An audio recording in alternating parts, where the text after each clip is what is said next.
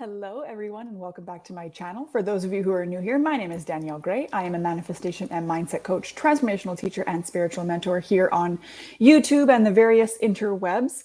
Thank you so much for tuning in for another vlog episode. For those of you who are unaware, maybe you missed vlog one, my family and I, my son, my husband, and I are relocating to Nicaragua at this point, 8 days from now. And I am in the process of sharing the journey with you so that A, I can process it.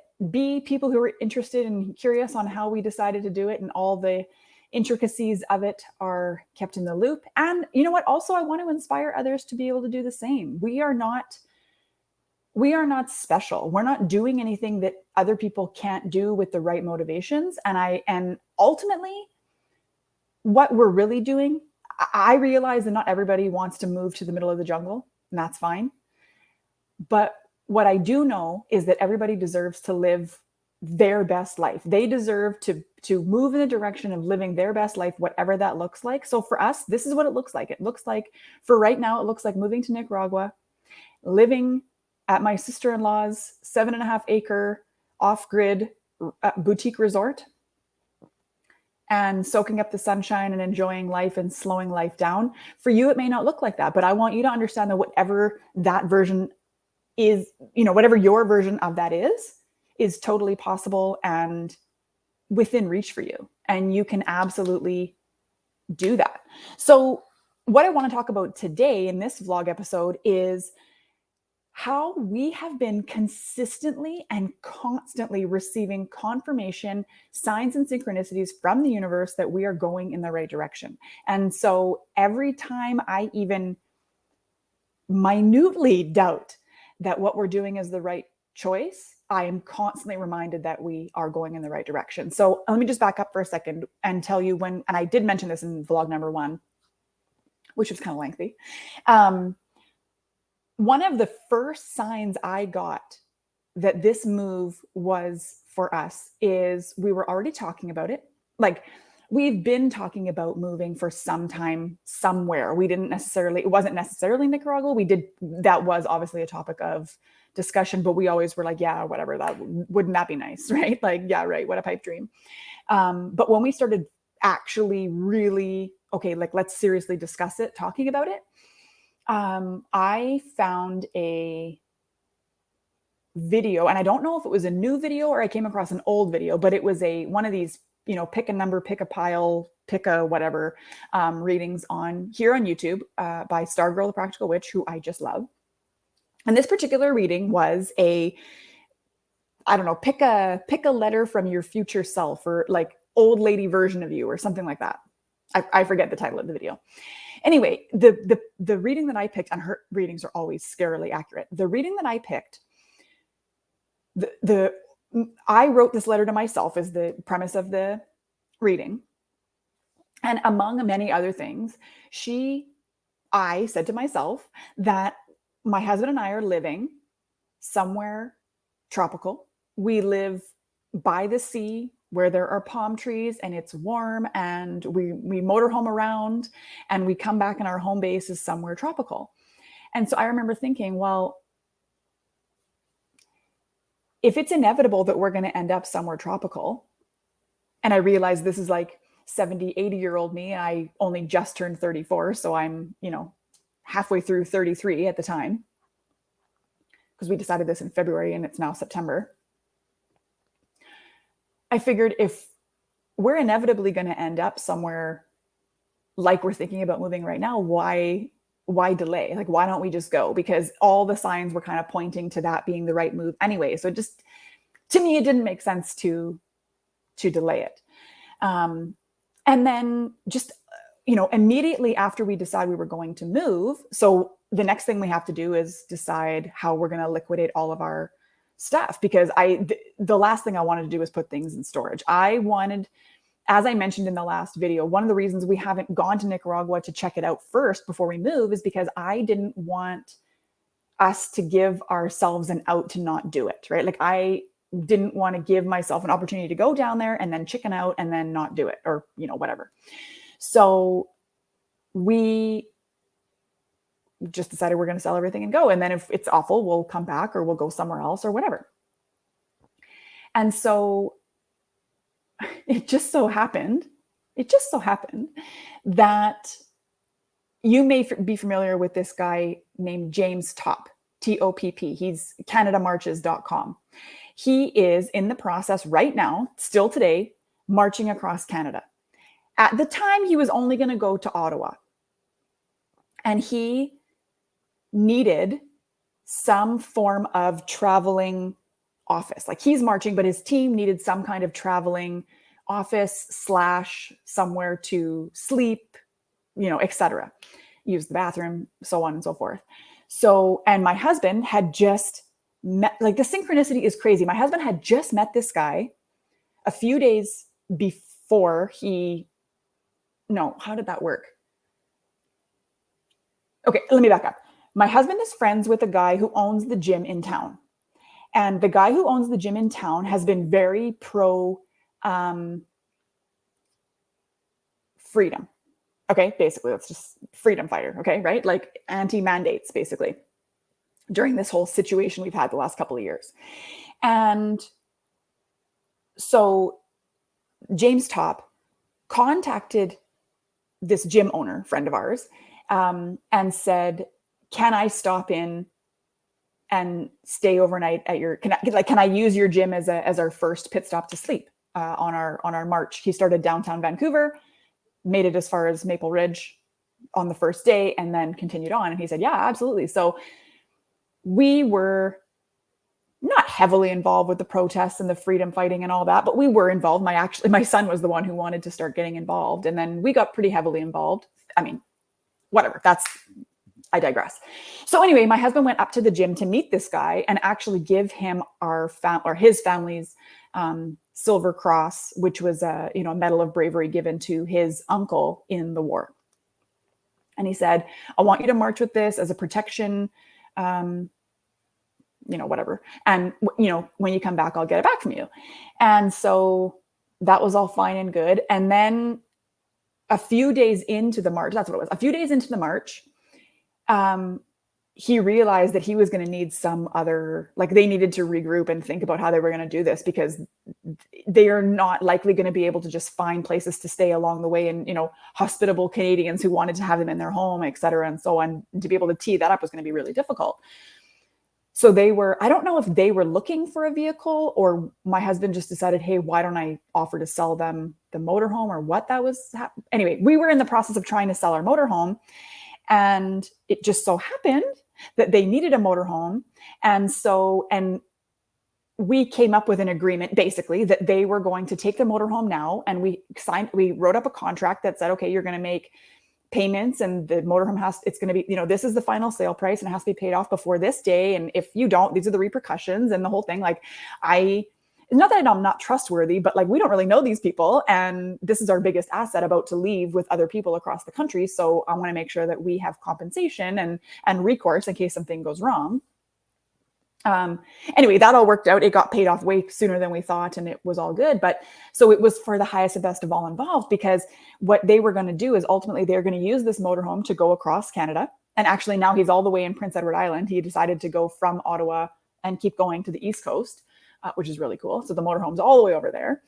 And then he was going to raffle it off at the end. He was going to raise money to pay for it with raffle tickets, and then he's going to raffle it off at the end. So we thought, okay, well, not only does the motorhome get to go on a really cool adventure and be part of something that's true to our hearts, but it's going to be then raffled off to somebody who also has like similar views to us, which is really cool. And I should back up and say the motorhome is sentimental to us because it was actually left to us by my husband's grandmother when she passed away, and he had to go down to New Mexico and retrieve it and drive it back and get it across the border and the whole thing.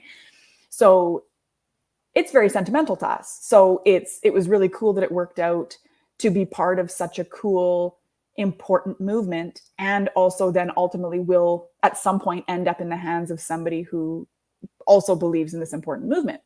So that was really cool. And we've had a similar experience with almost everything we've sold, especially the big assets, like our boat. We ended up selling to a group of I don't want to say kids, that's not fair. They were like young 20s, early 20s, group of guys who had previously bought some kind of I don't know, some kind of boat they were putting like lawn chairs in, and they were ready to upgrade to our boat, which was not, I mean, nothing super special, but it had, you know, the bow seats and it was an upgrade definitely for them. And we had a lot of fun in it. So it was cool that that went to a good place. And then my husband's Jeep, which was hard to part with, went to a young girl who came over from Salt Spring Island. And she was very, very excited about this Jeep. She already had a Jeep. So she, you know, it's a Jeep thing, right? She was all excited about that. But not only with those big things, like even little things. For example, we decided that near the end, my husband's been using Facebook Marketplace to sell a lot of our stuff. And he was able to generate quite a bit of money very quickly as he learned the strategies of Facebook Marketplace. And he and I actually put on a workshop together, which I can leave the link for below, to teach how to utilize Marketplace in a way that generates a good amount of money fairly quickly if you know how to use it properly, right? And then so we decided at the end of it all, we were going to have a garage sale for what was left and get rid of a good mass of it. And then now we're in the middle of just posting things to I don't know if you have where you are, but Facebook, like a local bidding site where you post an auction basically, and then people bid on it and you have it set to so many days and then they come and pick it up. So right now, actually today, the reason I'm home doing this instead of with my husband and my son and my sister-in-law who's visiting here from Nicaragua right now, having fun, is because I have people coming to pick up stuff. So I thought I would record some vlog episodes while I'm waiting for people to show up. So we have this garage sale. We decide kind of last minute that we were going to hold it. It was like Tuesday or Wednesday. And then my husband's like, let's do it on Saturday, Sunday. And I was like, that's not enough time. We need to put up posters and this and that. And he's like, no, this isn't like a launch of one of your courses. We don't need to do that. Let's just make some signs. You know, he put a post up on Marketplace under garage sales. I put a post up in a local community group. And you would not believe the people that came through. At one point, we had easily 20 people here at one time. It was absolutely nuts. The weather was amazing. A good portion of our stuff went. My son made like $80 at his lemonade stand, which was so funny. He actually gave up on it about halfway through day one and grandma had to man it, but that's okay. It was fun anyway. And we met some really cool people, had some really great conversations. And it was funny because I had said to myself and, you know, to the powers that be at some point, it would be so cool if the house next door, which was currently for sale at the time, it has been sold since, it would be cool if they were hosting an open house at the same time. Because then it would be like mutually beneficial, right? People would come to the garage sale, maybe go through the open house. People would come to the open house, maybe come to the garage sale. And that's exactly what happened. I had no way of knowing this was happening. And all of a sudden an open house sign goes up at 11 o'clock or whatever, one of the days. And here we go. So people are coming to our garage sale and they're checking out the open house and vice versa. And it was so amazing. And so just every single thing that we've needed to part with, we've needed to get done, has worked out so amazingly. Even we had a bit of a gong show with my son's passport. For those of you in Canada, you know that right now there's just like a nightmare with getting a passport. My son's passport, my husband's and our passport's good for 5 more years. So that was not a problem. But my son's passport was due to expire at the end of April of this year. So at the end of March, we went into the Service Canada office because I wanted him to look over the application to make sure nothing was wrong, because I didn't want to, even on a regular turnaround time, I didn't want to, wait 4 weeks to find out that I missed a tick box or something. So, or the picture was wrong or whatever. So I made an appointment so I didn't have to wait in line, right? Because who wants to do that? Made an appointment, went to the office, got the application checked over, which thank God I did, because there was a couple of mistakes that I made or missed or whatever. So I'm glad that I did that. Thank you. And so I got the thing checked over, and then the guy, super nice, and he took my payment and he said, okay, you should have it by beginning of May. I said, okay, perfect. That's, we're at that point, we were still planning on leaving at the beginning of July, let my son finish school, close out the year, say, hang around with grandma and grandpa for, a week or two. And then we were going to leave. But that didn't happen. The passport, long story short, the passport did not show up until August 12th. So it took April, May, June, July, 4.5 months to get his passport. The turnaround time is supposed to be 6 weeks or whatever. So it was a nightmare. We were frustrated, but we did everything we could. Like, we went to the passport office, tried to wait in line. That line was a gong show, decided not to do that. Talked to some friends who were waiting for passports, learned that, you have to kind of power call the passport office until they answer the phone. And then I just kept following up. So I made it a Monday ritual that we would power call the passport office until we got clicked through to be on hold. And then you're like 300 and whatever in line to wait on the phone. So then you're on hold for like an hour and a half or 2 hours or whatever. But whatever, we called every Monday, kept checking, passport finally comes, whatever. But even that, at the time it was frustrating, but we kept saying, no, you know what? This is happening for a reason. I don't know what the reason is yet, but we trust fully that whatever it is going to either make itself known, or we never have to know, but it's working out in our favor. Things are happening the way they're supposed to. And so sure enough, the passport shows up, and my husband and I both decided that we were not ready to go when the passport was supposed to get here and we were supposed to leave originally.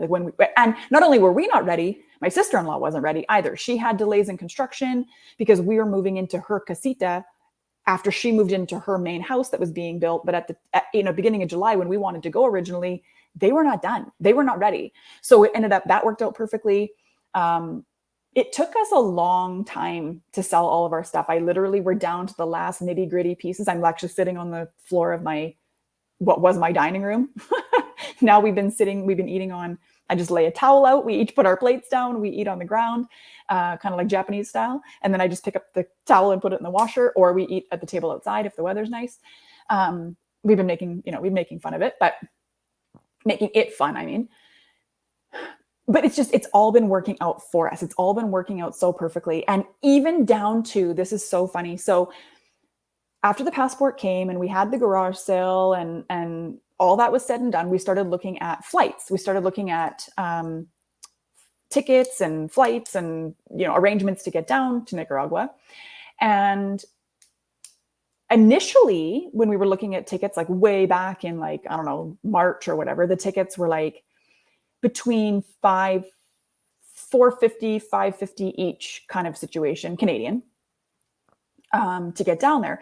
And then when we started looking again in July, kind of hoping to get something booked and just kind of gauging what we were going to need to have ready, the tickets were like $1,500 each. And I thought, well, what the hell? Like 3 times as much? Like, I'm just going to wait a few more weeks. I've waited this long. I can wait a few more weeks to save, if I can pay for 3 tickets, what you're going to try to get me to pay for 1 ticket? Like, that doesn't make any sense because we're in the middle of selling all of our stuff. So any money that we have, I mean, obviously I have an online business that's being run, but my husband and I really wanted to build a nice stockpile. So we thought, well, the smaller dent we can put in the stockpile, the better will be, because we still want to get a vehicle when we're down there. And who knows what's going to happen, right? Like, we want to plan for the worst, like worst case scenario, let's say my business tanks. I don't want to be unprepared for that. Right. So, and I don't want to be forced to have to come back and beg to come back to my parents-in-law's basement suite. Like, that's not going to feel very good. So we want to be prepared. So of course I don't want to, and who wants to spend 3 times as much on a plane ticket? That's goofy. Right.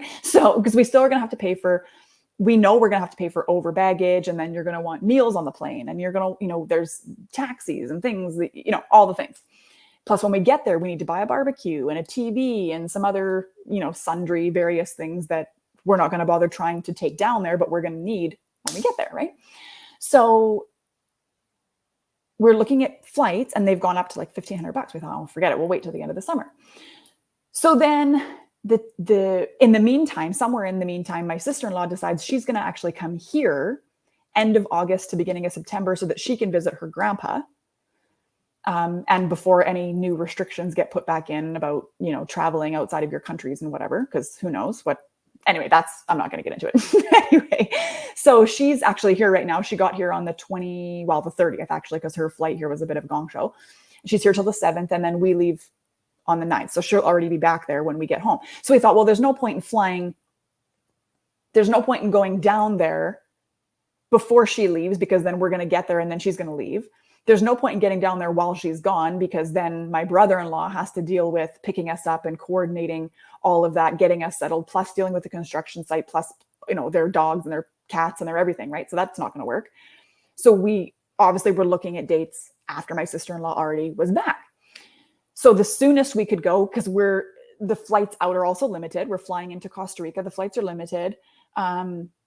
Availability, like I think WestJet flies out of here twice a week or something. And the other airlines don't necessarily accommodate extra baggage. Like we have surfboards too. And so there's just a lot of factors, right? Because like WestJet only charges, X for surfboards when other places they want to charge, like some airlines, extra baggage goes up to like $400 a bag. Like I'm not paying $400 for a bag. Like that is crazy. I'd rather just not take my stuff, and buy more when I get down there. So anyway, we were looking at flying out on September 9th. It's a Friday. My sister-in-law is already back. The tickets were like $450 or something each. I thought perfect. Because I had at some point written on a to manifest list that I wanted to manifest all 3 plane tickets with seat selection and baggage for under $2,000. That's like, I was pretty set on that. And so, okay, if the tickets are $400 each, even if I have to pay for baggage and seat selection, I'm still going to be under the $2,000 for all 3. And so we were all ready to book. And one of my clients is actually a manager at a travel agency on the East Coast. So I wanted to go through her for the assistance and for the business, right? And all that. And, but she's also 5 hours time difference. So that was a little bit challenging. And by the time she got to booking the flights, the price had gone up to $1,500 a ticket again, all of a sudden. And then it turned out through some goofy thing that the price that we were seeing online was actually some kind of promo price it shouldn't have been showing. And then when she went to book the tickets, the price went up. It was some weird thing. And then so I was looking at the tickets and we're trying to figure out what we're going to do. And then we were going to have to either postpone till the end of September or go earlier. Like at that point, it was like the following week. And we thought, well, that's too soon. And then it was the week after that, which is when my sister-in-law was here. And that's not going to work still, right? So we thought, okay, well, that's kind of weird. And I thought, okay, you know what? It's okay. I literally was like, you know what? Maybe the tickets will just go back to regular price tomorrow. Maybe everything will be fine. That would be amazing. And I wake up to a message from my client / travel agent who says the tickets went back down in price, which was amazing. But then she had some kind of issue booking the tickets. Like she still couldn't do it. But she was trying to, I think, not that it really matters, but since I'm telling you the story, I'll just get into it. At some point, she was trying to book the one upgrade ticket where it includes one bag and includes seat selection. But that was the one that wasn't offering the promo price. So by the time I got on the computer and I was looking, I could see that the tickets had come back down to $429 or whatever it was each. If I booked just like the regular baseline ticket, and then I was going to have to buy baggage and seat selection on top of that. And I thought, well, fuck it, I'll just do that. And then if it ends up being a little more than what it was showing for this upgraded ticket, it's still going to be a hell of a lot less than $1,500 a ticket, right? Or $1,200 a ticket or whatever it was. So I ended up doing that. Anyway, I didn't really make a long story short, but I got all 3 tickets and 1 checked bag so far, because I wasn't sure how many bags we had, and seat selection on both flights, because we have to connect in Toronto and then down to Costa Rica for $1,446 taxes in. So even we're going to have to pay for extra check bags and the surfboard, and we're going to have to get meals on some kind of snack box or something, or eat out or whatever. We're still going to be well under the $2,000 I wanted to spend on tickets. So like even that worked out amazingly, right? So we're leaving on the 9th. We fly out at 10:30 or whatever, and we'll be in our new house by well before dinner time on Saturday the 10th, which is so exciting. I have butterflies in my tummy right now talking about it, actually. And just other little things here and there. Like every time I listen to whether it's a horoscope or a tarot reading or one of those pick-a-pile videos or anything like that, I've had continuous confirmation. They'll say things like, and some of you are going on a big trip. Some of you are making a big move. Some of you are doing this. Some of you are doing that. And it just continuously is to the point where I'm laying with my eyes closed. I listen to these things while I'm going to sleep a lot of the time, to the point where I'm laying with my eyes closed and I have to I open my eyes in disbelief that the reading is so accurate.